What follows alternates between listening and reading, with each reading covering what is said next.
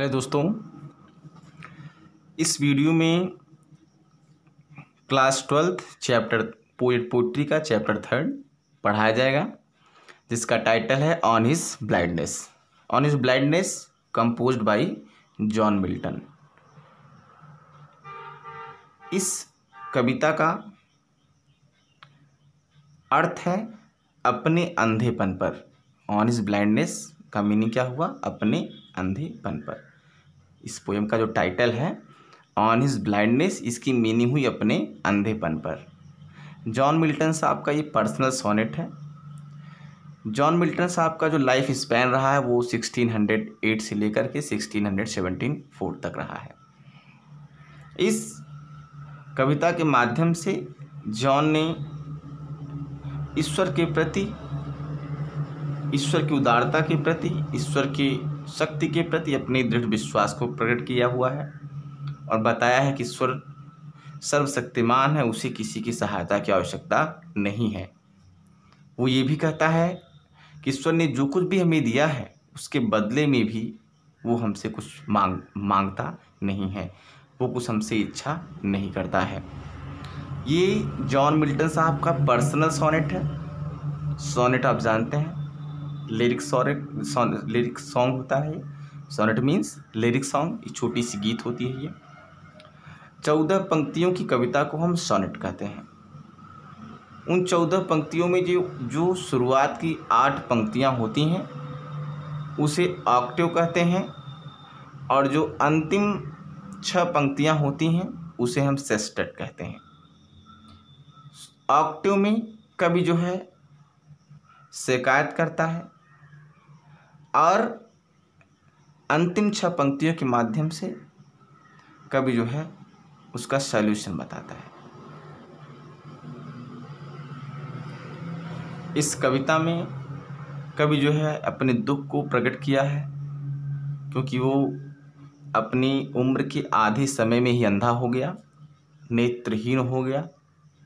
वह ईश्वर से शिकायत करता है शुरुआती पंक्तियों में कि भगवान, आपने मेरे साथ ये कैसा इनजस्ट किया, मुझे आपने नेत्रहीन कर दिया, जबकि आपने मेरे अंदर एक जो टैलेंट्स दिया है, जो एक प्रतिभा दिया है कविता करने की, कविता कंपोज करने की, वो सब बेकार सा पड़ गया है।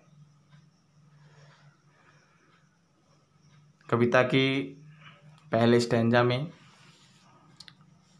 कवि कहता है, व्हेन आई कंसीडर, जब मैं विचार करता हूँ, जब मैं सोचता हूँ, how my light is spend, कि मेरी नेत्र ज्योति कैसे समाप्त हो गई, और हाफ माई डेज, मेरे उम्र के आधे समय में ही, in this dark world and wide, इस विस्तृत और अंधकारपूर्ण संसार में, एंड दैट वन टैलेंट, और वह एक प्रतिभा, which is death to hide, जिसे छुपाना मृत्यु जैसा है, जिसे छुपाना बेकार सा है, लॉस्ट विथ मी यूजलेस, मेरे अंदर बेकार सा पड़ा हुआ, लॉस किया, स्थायी पड़ा हुआ है, ठहर सा गया है, विथ मी, मेरे साथ, यूजलेस, बेकार, बेकार मेरे साथ पड़ा हुआ है।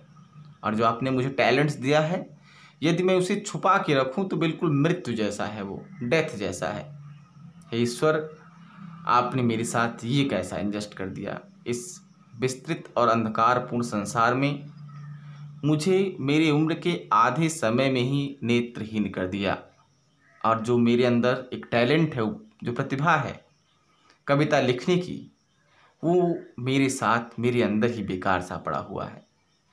दो, जबकि माई सोल, मेरी जो आत्मा है, मोर बेंड, अधिक कृतज्ञ है, अधिक झुकी हुई है, अधिक चाहता है, टू सर्व, सेवा करने के लिए, देयर विथ, उस योग्यता से, अर्थात कविता लिखने की जो मेरे अंदर क्षमता है, उस कविता के माध्यम से माई मेकर, अपने बनाने वाले, अर्थात हे ईश्वर, मैं आपकी सेवा करना चाहता हूँ। उस कविता के माध्यम से मेरी आत्मा बहुत ही अधिक कृतज्ञ है, झुकी हुई है आपकी सेवा करने के लिए, उस कविता के माध्यम से, एंड प्रेजेंट, और मैं प्रस्तुत भी करना चाहता हूँ, माई ट्रू अकाउंट, अपने सच्चे लेखा जोखा को, जो कुछ भी मैंने किया हुआ है अपने जीवन में, उस सच्चे लेखा जोखा को मैं प्रस्तुत करना चाहता हूँ। लेस्ट कहीं, ही माने गॉड, गॉड को रिफर करता है, जिससे कि वह अर्थात जिससे ईश्वर आप रिटर्निंग अर्थात जब मैं यहाँ से जाऊँ मरने के बाद चाइल्ड मुझे आप डांट फटकार न लगा सके। न्याय के समय न्यायालय में न्याय देते समय आप मुझे डांट फटकार न लगा सकें। फिर से अब जो है कवि जो है ईश्वर से ही प्रश्न करता है, कहता है doth means does God exact deliver, हे भगवान क्या मुझसे आप पूरे दिन के कठिन परिश्रम की आशा करते हैं। लाइट डिनाइड मेरी नेत्र ज्योति ले लेने के बाद भी, मुझे नेत्रहीन करने के बाद, लाइट को डिनाई करने के बाद भी, नेत्र ज्योति डिनाई करने के बाद भी, मना कर देने के बाद भी, क्या ही ईश्वर आप मुझे पूरे दिन ठीक ठाक पूरे दिन की कठिन परिश्रम की आशा करते हैं। आई फॉन्डली आस्क, मैंने मूर्खता बस यह प्रश्न कर लिया, मेरे मन ने अज्ञानता बस यह प्रश्न कर लिया। बट पेशेंस, लेकिन पेशेंस ने, मेरे धैर्य ने, मेरी अंतरात्मा ने टू प्रिवेंट रोकते हुए उस बड़बड़ाहट को, दैट मर्मर, उस बड़बड़ाहट को जो मैं बड़बड़ा रहा था, जो मैं ईश्वर की शिकायत कर रहा था, जो मैं ईश्वर से शिकायत कर रहा था, उस बड़बड़ाहट को मेरी धैर्य ने, मेरी अंतरात्मा ने रोकते हुए सून रिप्लाइज, शीघ्र ही उत्तर भी दिया और कहा God doth not need either man's work or his own gift. ईश्वर को न तो मनुष्यों के कार्यों की आशा होती है, मनुष्य के द्वारा किए गए कार्य की ही ईश्वर को जरूरत है, आर हिज ओन गिफ्ट्स, अथवा अपने द्वारा दिए गए उपहार के बदले में भी किसी चीज़ को प्राप्त करने की इच्छा होती है। अर्थात ईश्वर मनुष्य के कार्यों का परिणाम नहीं चाहता है, मनुष्य के कार्य को बिल्कुल नहीं चाहता है, और आर हिज ओन गिफ्ट्स, और न तो स्वयं के द्वारा दिए गए उपहार के बदले में भी किसी चीज़ की आशा करता है। हु बेस्ट, जो सबसे अच्छे तरीके से बियर सहन करता है, हिज माइल्ड माने बहुत ही ज़्यादा, योग यहाँ पर रिस्पॉन्सिबिलिटी से रिलेटेड है। इस योग का मतलब ऐसे जुआ होता है, आपको पता है, जो बैलों के गले में पहनाया जाता है जिससे कि वो सही से वर्क कर पाएँ, खेत में सही से काम करें। रिस्पॉन्सिबिलिटी का वो साइन है, वो जिम्मेदारी का वो एक प्रतीक है।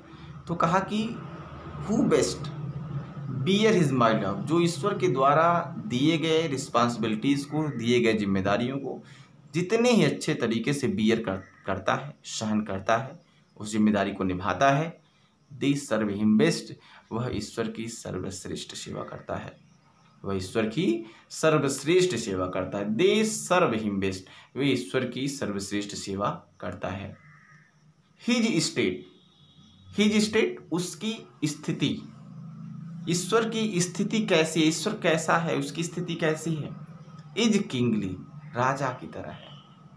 राजा, आपको पता है राजाओं की स्थिति कैसी होती है, उसके हजारों सर्वेंट्स होते हैं, मेड सर्वेंट्स होते हैं, एम्प्लॉइज होते हैं, उसके कार्य को वह सिर्फ इशारा ही करे उसका कार्य हो जाता है। उसी तरह से बिल्कुल ईश्वर की स्थिति भी है। इज किंगली, बिल्कुल राजा की, is kingly mean just like a king, राजा की समान है। थाउजेंड्स एट हिज बिडिंग, उसके बिडिंग पर, उसके आदेश पर ही हजारों स्पीड, गति से, तेजी से, बिना रुके हुए, and post over land and ocean without rest, सागर से लेकर के पृथ्वी तक बिना आराम किए हुए गति से काम करते रहते हैं। अर्थात ईश्वर को मनुष्यों के कार्यों की आवश्यकता नहीं होती है। ईश्वर के लिए बिल्कुल हजारों उसके दूत, हजारों उसके सर्वेंट्स, मेड सर्वेंट्स गति से बिना आराम किए हुए सागर से लेकर के धरती तक, आसमान तक निरंतर वर्क करते रहते हैं। दे आल्सो सर्व, वे भी ईश्वर की सेवा करते हैं। Who only stand and wait, जो सिर्फ कार्य को करते जाते हैं, स्थिर होकर के ईश्वर के ऊपर उसके परिणाम को छोड़ देते हैं। ऐसे व्यक्ति भी ईश्वर की सर्वश्रेष्ठ सेवा करते हैं, जो निरंतर अपने कार्य को करते रहते हैं और उसके परिणाम, उस कार्य के परिणाम को ईश्वर के ऊपर छोड़ देते हैं, ईश्वर की इच्छा की प्रतीक्षा करते हैं। तो ये कविता आपका समाप्त हुआ। इस कविता में आपने देखा कि कवि ने दृढ़ विश्वास प्रकट किया हुआ है ईश्वर के प्रति। यद्यपि वो अंधा हो गया और शुरुआत में उसने कुछ वह झुझलाया, शिकायत किया, हे ईश्वर आपने मेरे साथ ये कैसा अन्याय किया, लेकिन फिर वह दृढ़ विश्वास प्रकट करता है और कहता है कि ईश्वर जो है ओमनीपोटेंस है, ओमनी प्रेजेंट है, उसे किसी की आवश्यकता नहीं होती है, उसे किसी के कार्यों की आवश्यकता नहीं होती है। ये कविता आपको अच्छे से समझ में आ गया होगा। Thank you.